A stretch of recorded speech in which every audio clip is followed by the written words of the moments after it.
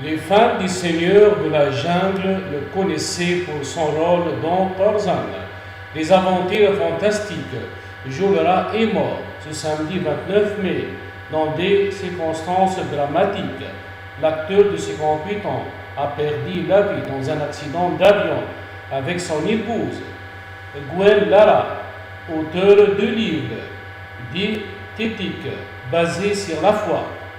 Le couple ainsi que 5 autres passagers ont disparu dans le crash de leur jet près de Nashville, ont fait savoir les autorités américaines, dont se fait l'écho de Hollywood Reporter. Peu d'informations ont fuité sur les circonstances du drame.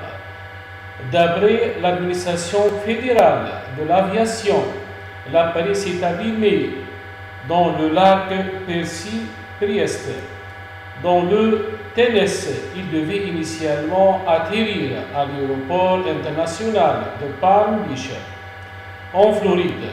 Aucun des passagers de l'avion n'a survécu à l'accident avant de rejoindre le casting de Tarzan à Manhattan.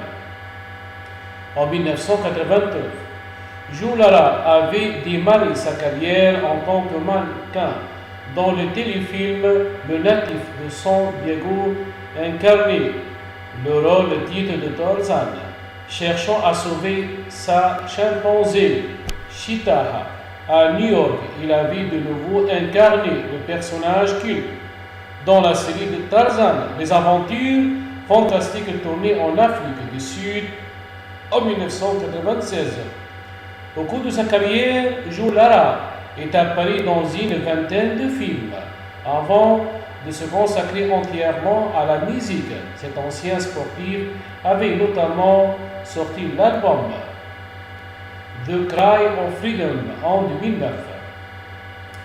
Près de 50 adaptations de Tarzan à l'écran. Joe Lara et son épouse Gwen se sont dit oui en 2018 et ont donné naissance à une fille, Liana. En endossant le rôle de Tarzan, le comédien américain a rejoint la longue liste d'acteurs ayant endossé le rôle du célèbre personnage d'Edgar Rice Burroughs. Son roman culte, Tarzan, Seigneur de la Jungle, a été publié pour la première fois en France en 1926. Les aventures du roi de la jungle ont été adaptées près de 50 fois à l'écran, au cinéma et à la télévision.